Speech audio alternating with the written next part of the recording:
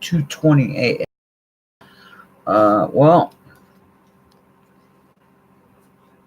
like the title of the video is, today is the first day of the last days of my life. Um, I began a full-on hunger strike today. No food or liquids. Um, my first hunger strike lasted 19 days. Um, no food, only alcohol, and my body held up, and said, "Nope, not yet." Well, it's a little more difficult to withstand no liquids whatsoever. According to all the research that I've found, excuse me, I'm having a little trouble with things building up in my throat. According to all the research I found, most people pass away within 3 days with lack of water, and some manage to go 5 to 7 days. But 7 days, are people who are in really good shape. And people have been known to go beyond that. My body's already compromised. I have a lot of issues with my immune system and stuff. So we'll see. We'll see. I mean, I was surprised at 19 days. My hospice nurse was surprised at 19 days. So, we just move along as it goes. I appreciate the support and the love. I appreciate all the folks that have come by. My good friend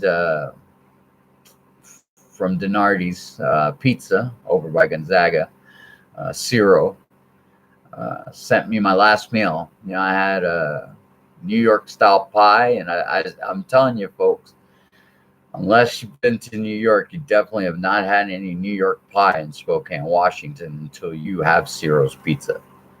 This is real New York pie. I'm sorry for, it sounded like, this commercial plug in the middle of my video, but no, it's a great place. Awesome people. I mean, it's family run. And Ciro has become a friend, So he sent me my last pie, which was half cheese and half anchovy. Not everybody's cup of tea, but definitely mine. And then I ordered a pie for my friends, and he graciously provided my last meal, which was that pizza. Spokane's an awesome community. It's been, on and off for 30 years. I've left. I've come back, and I've left, but I always come back. Beautiful people here. I mean, it amazes me every day how generous, how compassionate the people of this city are. I've used, one of my friends, Ken's, likes this analogy where, sometimes we forget as a community, when we have to get out there and let that compassion shine. And all it takes, is opening up that heart, and reaching in there and, kind of massaging that heart, giving it a few taps and getting it pumping at full bore again. And man, the love just flows out of Spokane's heart. And I just ask that you keep it flowing, because we have a lot of friends out there that are homeless that still need our help. Get out there and do your thing. The people that came out and helped the folks at Camp Hope, just everyday citizens showing up because they cared. And that's what we need. We need everyday citizens. I'm just one, but you're many. And man, all I can say is nothing's possible without you. I'm, like I said, I'm just this one person delivering a message. But people listened, and people came out for that message.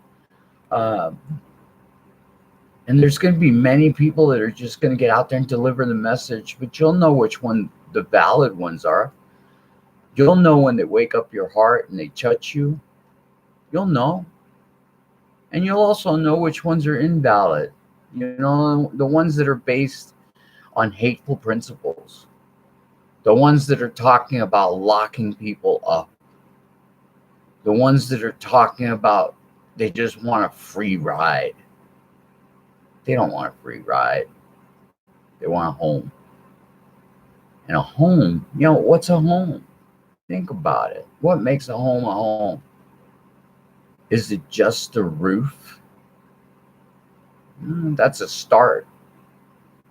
But that still doesn't make it a home, because you could throw up something, you know, with a roof. Great, you got a roof. You're protecting yourself from the elements, but is it a home? Not yet.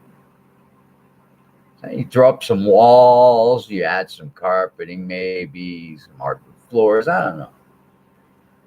So now you got a beginning, you know. And is it a home? Maybe. To some people, it's more of a home than it's ever been. But there's something missing. And that something is community.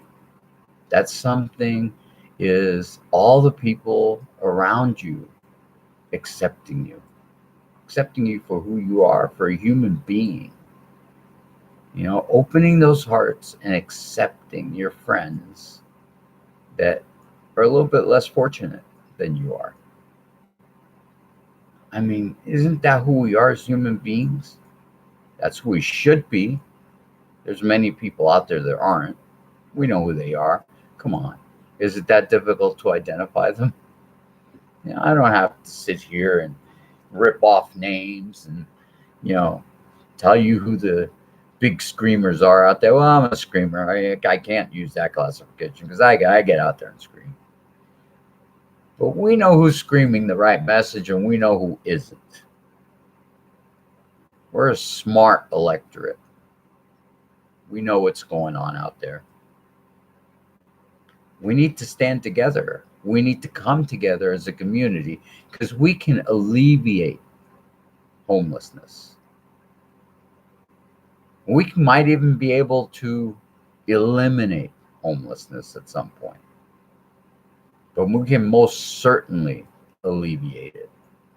But it takes all those hearts pumping and doing the things we have to do. We have to get out there and we have to help people. That involves serving.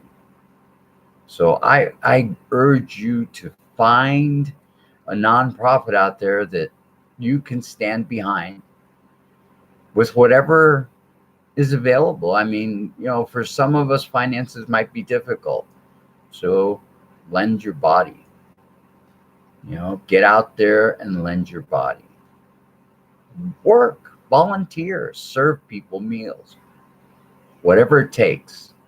There's plenty of places out there where you can do that, and they'll be so happy to see you and find a place for you to be able to serve those that are less fortunate.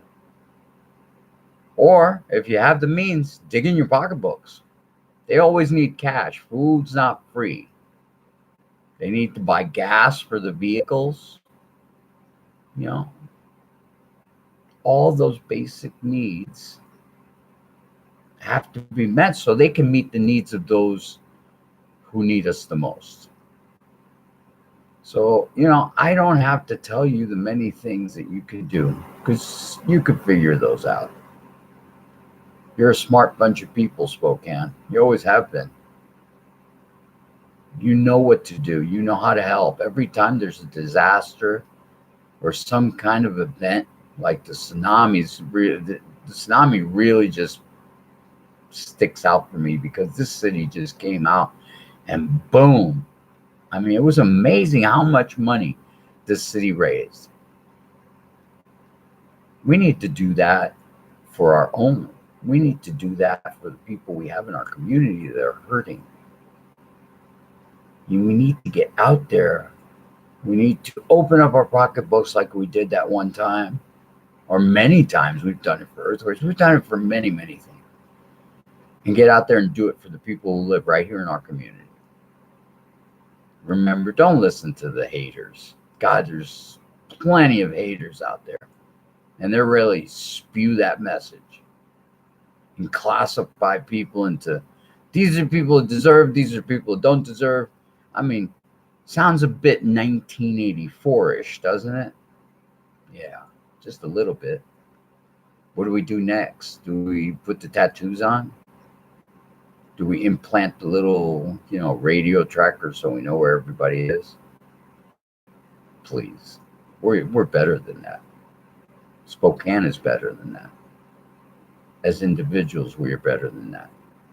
So please get out there. As long as I can do these, I'm gonna keep doing them and keep posting them. I love you all. I don't know, how long this is gonna be. Like I said, today's the first day of the last days of my life. It's a tough one, I mean, it sounds easy, but it's not easy. I've spent a lot of time crying, spent a lot of time, talking to friends, and spent a lot of time thinking about this city and, and the things that this city has done for me and the people of this city have done for me. I've been surrounded by love. And, they say Philadelphia is the city of brotherly love. I say we're giving them a hell of a run for the money. Thank you all.